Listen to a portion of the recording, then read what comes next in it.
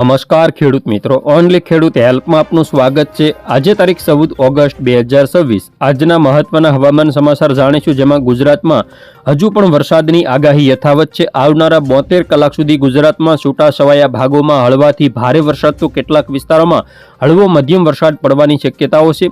ગુજરાતની ઉપર બનેલું જે યુએસી છે અને તેની અસર અને સાથે સાથે બંગાળની ખાડીમાં એક પછી એક જે લો પ્રેશર સિસ્ટમો જે બની રહી છે તેની જે સઘળી જે અસર છે તે ગુજરાતના વિસ્તારો ઉપર અત્યારે થઈ રહી છે। ક્યાંક હળવો વરસાદ, ક્યાંક ઝાપટા, રેડા તો ક્યાંક ભારે વરસાદ પડી રહ્યો છે। જોઈએ સંપૂર્ણ અપડેટ। ચેનલમાં નવા હોય તો સબસ્ક્રાઇબ કરી લેજો।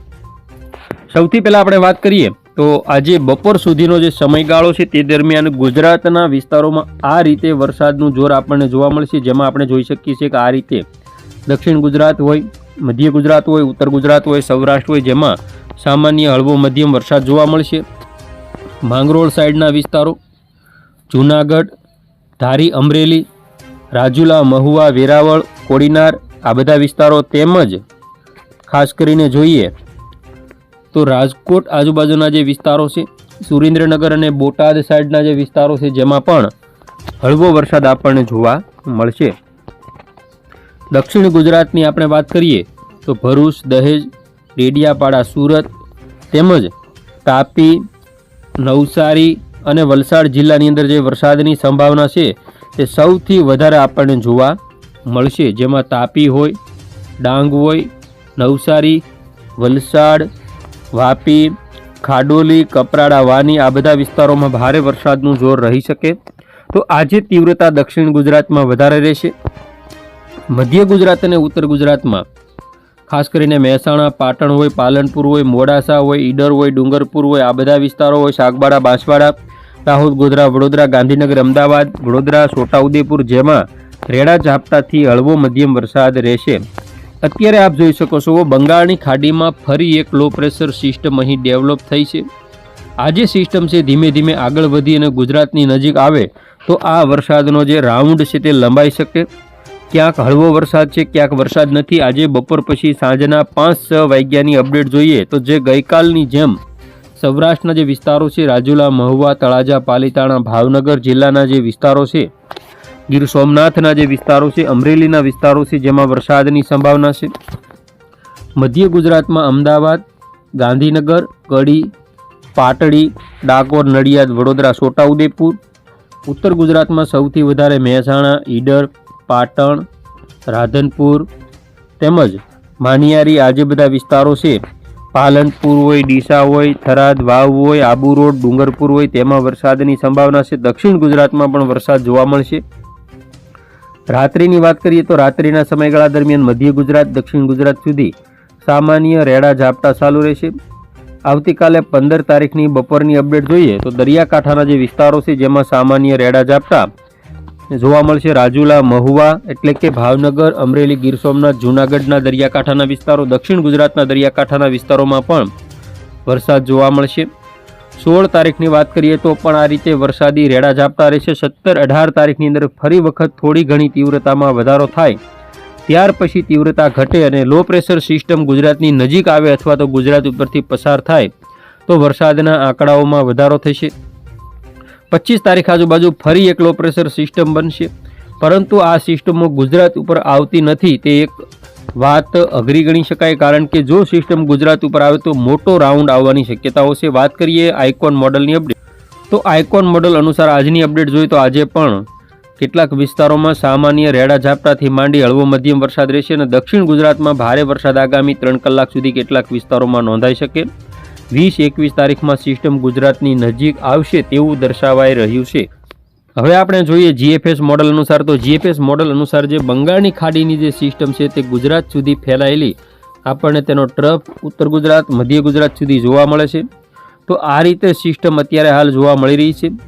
ખાસ કરીને જે 500 એસપી અને 700 એસપી ઉપરની સ્થિતિ મુજબ યુએસી ગુજરાતની નજીક હોવાથી ગુજરાતના વિસ્તારો સુધી લંબાયેલું છે, જેના કારણે ગુજરાતમાં વરસાદ પડી રહ્યો છે। તો જોઈએ ભેજનું પ્રમાણ અને 700 એસપીએ અને 850 એસપીએ અને 500 એસપીએ ઉપરની સ્થિતિ। તો આજની સ્થિતિ જોઈએ આપણે તો ખાસ કરીને અત્યારે જે લો પ્રેશર સિસ્ટમ છે તે ગુજરાતથી ઘણી દૂર છે। અત્યારે જે યુએસી છે તે આ રીતે અત્યારે ગુજરાતને સાંકળી રહ્યું છે, તેના કારણે સૌરાષ્ટ્ર સહિતના વિસ્તારોમાં તેની અસર આપણને જોવા મળે છે. આવનારા સમયમાં 700 SPAની સ્થિતિ થોડી ઓછી દર્શાવાઈ રહી છે, પરંતુ જે લો પ્રેશર સિસ્ટમ ફરી વખત ગુજરાત તરફ આવશે તે ઉત્તર ગુજરાત, મધ્ય ગુજરાતને લાભ આપશે. ત્યાર પછીની 24-25 તારીખની સિસ્ટમ ફરી વખત ગુજરાતની નજીકથી પસાર થાય દક્ષિણ ગુજરાત, દક્ષિણ સૌરાષ્ટ્રના ભાગો ઉપર તેની અસર જોવા મળે. અને 28 તારીખ આજુબાજુ જે આ સિસ્ટમ છે તે ગુજરાતના વિસ્તારોની અંદર વરસાદ લાવશે, કારણ કે દક્ષિણ ગુજરાતથી લઈ અને સૌરાષ્ટ્રના મોટા ભાગના વિસ્તારો તરફ આ સિસ્ટમનું વહન આપણને અહીં જોવા મળે છે. તો આ જે સિસ્ટમ છે તે આ રીતે તેનો ટ્રપ આખો ફેલાયેલો છે. તો આ રીતે ગુજરાતના જે વિસ્તારો છે દક્ષિણ ગુજરાત, દક્ષિણ સૌરાષ્ટ્ર તેમજ મધ્ય ગુજરાત અને ઉત્તર ગુજરાતના કેટલાક ભાગોમાં વરસાદ જોવા મળશે. હવે આપણે જોઈએ આજની 500 SPA મુજબની સ્થિતિ. તો સિસ્ટમનો ટ્રપ ગુજરાત સુધી ફેલાયેલો છે. આવતીકાલે 15 તારીખની અંદર આ સિસ્ટમ ગુજરાત તરફ તેનો જે આ ટ્રપ છે આખો આ રીતે આપણને જોવા મળે છે. સિસ્ટમ આ રીતે અત્યારે આપણને ગુજરાતની નજીકથી પસાર થતી હોય તેનો જે 500 SPA ઉપરનો ટ્રપ છે ગુજરાતની અંદર ભેજનું પ્રમાણ 90 થી 95 થી 98% સુધીનું દર્શાવી રહ્યું છે. તો આગામી હજુ 19 તારીખ સુધી ગુજરાતમાં વરસાદની સ્થિતિ કેટલાક વિસ્તારોમાં યથાવત રહેશે. ત્યાર પછી 25 તારીખથી ફરી વખત લો પ્રેશર સિસ્ટમ ગુજરાત ઉપરથી નજીકથી પસાર થાય અને ગુજરાતમાં સારામાં સારો વરસાદનો રાઉન્ડ આવી શકે છે. ખાસ 25 તારીખ પછી વરસાદની શક્યતા વધારે જણાઈ આવે. તો હવે આપણે જોઈએ પવનની ઝડપ. તો આજની વાત કરીએ તો આજે બપોર પછી પવનની ઝડપમાં થશે વધારો, જેમાં ખાસ કરીને કચ્છના વિસ્તારો હોય તો જેમાં 40 થી લઈ અને 47 કિલોમીટર પ્રતિ કલાક, સૌરાષ્ટ્રમાં 40 થી 45 કિલોમીટર પ્રતિ કલાક, દક્ષિણ ગુજરાતમાં 40 થી લઈ અને 48 કિલોમીટર પ્રતિ કલાકના જોટાના પવનો આપણને જોવા મળશે. તો આ રીતે ગુજરાત ભરની અંદર અત્યારે પવનની ઝડપ જોવા મળશે અને આગામી સમયમાં હજુ આ રીતે પવનની ઝડપ યથાવત રહેશે. ખાસ કરીને કેટલાક વિસ્તારોમાં પવન ફૂંકાઈ શકે, કેટલાક વિસ્તારોમાં જ્યાં સિસ્ટમ સક્રિય હોય ત્યાં વરસાદ પડી શકે તેવી સ્થિતિ છે. જ્યાં પડે ત્યાં ભારે વરસાદ ને ન પડે ત્યાં માત્ર છાંટાછૂટી થાય તેવી શક્યતાઓ પણ કેટલાક વિસ્તારોમાં જણાઈ આવે છે. હજુ કચ્છના કેટલાક વિસ્તારો, જામનગર, દ્વારકા સાઈડના જે વિસ્તારો છે જેમાં વરસાદની ઘટ મોટા પાયે દર્શાવાઈ રહી છે અને ખેડૂતો અત્યારે ચિંતિત છે, પિયત આપી રહ્યા છે તેવી સ્થિતિ છે. આ વર્ષે કપરી સ્થિતિ ખેડૂતોની જોવા મળી રહી છે. તો ખેડૂત મિત્રો, હવે આપણે જોઈએ હવામાન વિભાગ દ્વારા શું અપડેટ આપવામાં આવી છે. હવે આપણે જોઈએ હવામાન વિભાગની લેટેસ્ટ અપડેટ, જેમાં અત્યારે નાવકાસ્ટ દ્વારા વાવ, થરાદ જિલ્લો અને દક્ષિણ ગુજરાતના તમામ જિલ્લાઓ, મધ્ય ગુજરાતના 2 થી 3 જિલ્લાઓ કે જેમાં યેલો એલર્ટ આપવામાં આવેલું છે. બાકી ગુજરાતના સૌરાષ્ટ્ર, મધ્ય ગુજરાત, કચ્છની અંદર કોઈ એલર્ટ આપવામાં આવેલું નથી. પરંતુ જે વોર્નિંગ 3-4 દિવસની આપવામાં આવે છે તેની વાત કરીએ તો આજના વિસ્તારોની વાત કરીએ તો આજે કચ્છની અંદર, ઉત્તર ગુજરાત અને પૂર્વ મધ્ય ગુજરાત, દક્ષિણ ગુજરાત, સૌરાષ્ટ્રમાં અમરેલી, ભાવનગર જેમાં યેલો એલર્ટ છે. સુરત હોય તેમજ ભરૂચ હોય, વડોદરા હોય, ખેડા, આણંદ હોય તેમાં એલર્ટ આપવામાં આવેલું નથી.